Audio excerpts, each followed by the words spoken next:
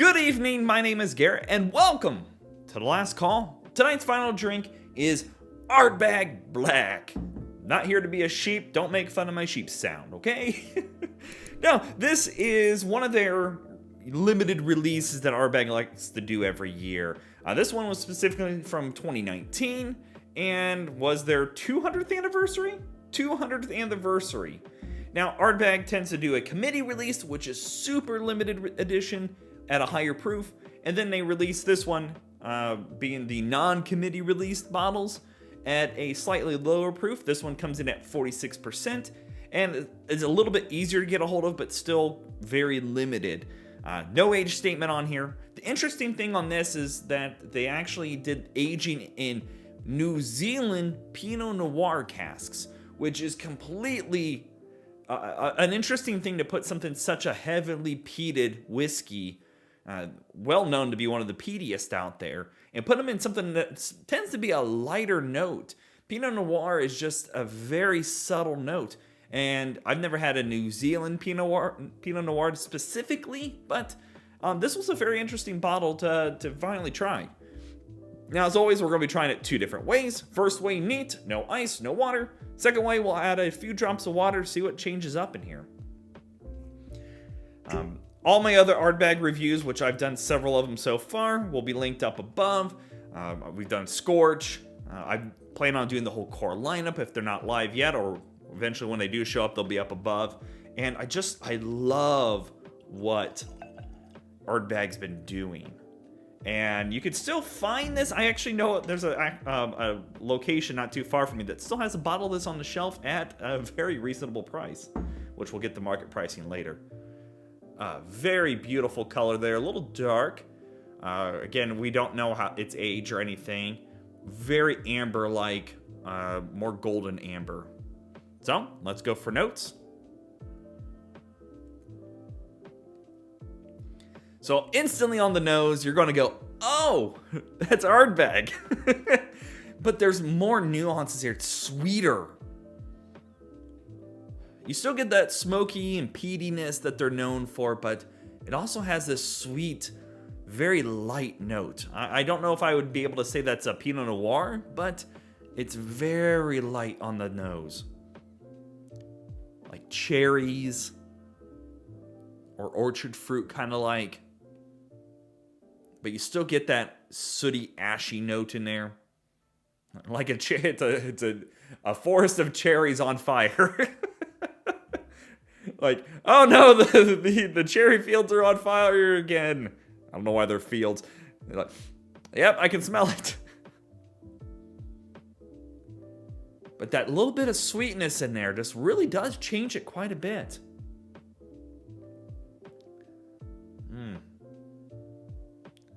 As you just keep going, it gets sweeter and sweeter and less soot and ashy. But still beautiful. Not picking up a lot of other notes on there at the moment. A little sweet, a little sugary, but you have to really, when I say those notes in an Ardbeg, you have to be able to get past that peaty smokiness. It really is a difficult whiskey to kind of pull back those onion leaves to get to the center core there. But it does have a slight sweeter note to it than a lot of your Ardbegs do. But again, that's from the Pinot Noir. And you can tell it's more of a wine sweetness from those. Now, again, why they chose New Zealand specifically, I don't know. Oh, but that's lovely. Okay, let's go for taste.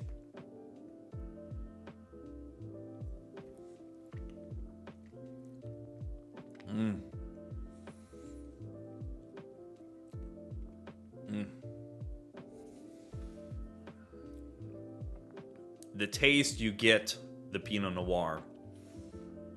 Smoky, ashy notes.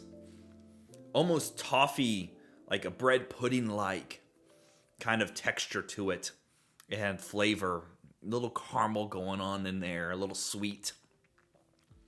You still get it. It's almost like if you made a bread pudding and put it into a stone oven and it got a little too crispy on one side. It's a little sooty, a little ashy, but that cherry note is showing up a little bit on there. That sweet note. And again, from that Pinot Noir, it's getting a little sweet in there. But very light. When I say sweet on this, like it is very, very light on the sweet. It's not like like, oh man, that's really sweet.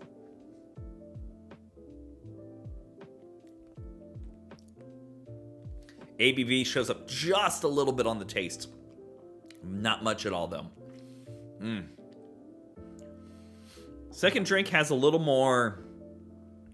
stronger oak to it. But still, the oak note really doesn't show up much. Almost like maybe a baking spice note on there. It really does kind of remind me of something being baked in a stone oven, and it gets that uneven temperature a little bit on there if you're not careful, and it's just a little more charred. But the oiliness isn't quite as heavy as something like the Scorched or Ardbeg 10. I find those to be super oily compared to this one. It's still there, but not quite on the same level. But that sweetness lingers very, very long. It's still here, and it's still just... It is very much wine-like on its finish, minus that smoky ashiness to it. But it's super, super good.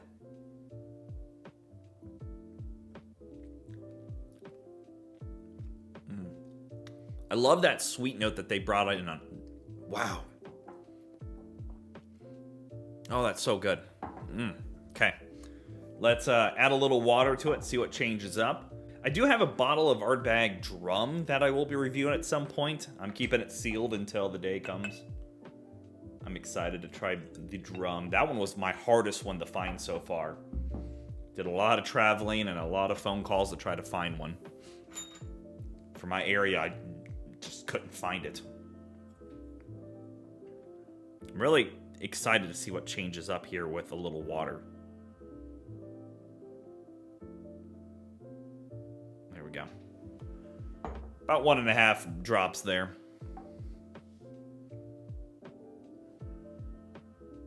Oh, wow. Oh, man. That sweetness. Oh, it's beautiful.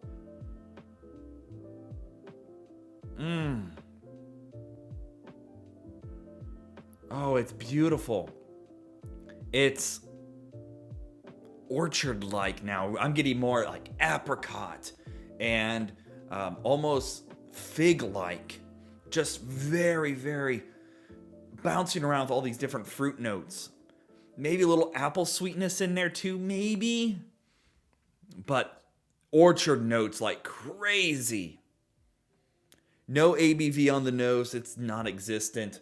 The smoke is gone, but you still get a little of that ashiness. But yeah, that orchard note. Yeah, I'm getting apple sweetness now. Yeah, beautiful. Okay, let's go for taste.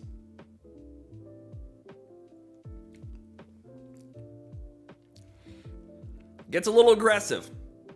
The ABV is showing up a bit more on that. It's giving me a little bit of burn. Get that ashiness. The fruit doesn't show up quite as strong, surprisingly. I'm looking here, trying to find it. Ashiness is just overpowering in this one now.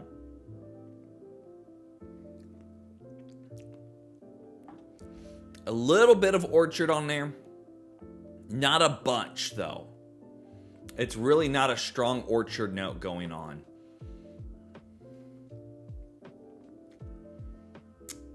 Yeah, that's interesting because the ash is just invoking the whole palate. Like, there is no sweetness left in that.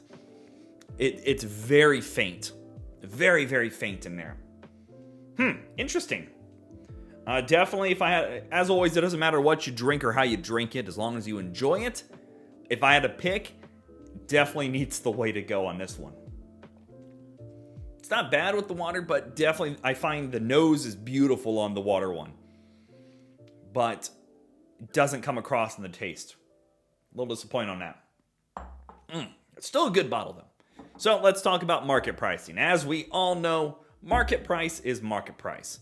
And being a limited bottle, this is always a hard one to really put down as a, you need to buy this or stay away from this kind of situation. I bought my bottle for 120 bucks. And I found it as low as $110. And I was a little disappointed because like, yeah, man, that's a $10 difference for the same bottle. But I have to admit, I've seen places online going for $200-$300 for this. I think that's a little crazy, and it's priced like that because it is a rarity. Is it good? Yes. Is it great? It's really, really good. I think if you're getting to $200-$300 on a bottle of this, I think you're it wouldn't be a buy that I would recommend. At $100, I think this is a great bottle. And again, I paid $124 for it. I'm happy with the purchase. I wouldn't go 200 plus on this one specifically. Very few times will I recommend that kind of pricing on bottles.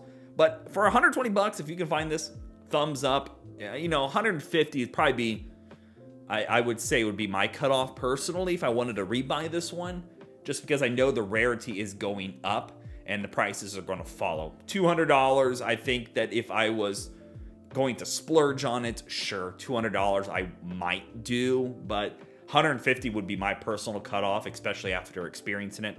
But hey, that's market pricing for you. So, if you have any questions about Ardbeg Blaaack, let me know down in the comment section below. I will do my best to answer it. If you have a specific spirit you would like me to review, also let me know down in the comment section below, because I'm always on the hunt for something new, exciting, and fun to try.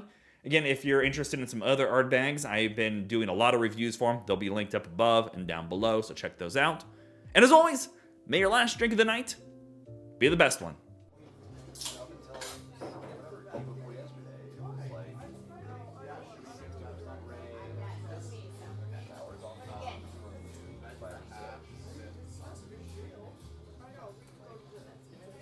You know,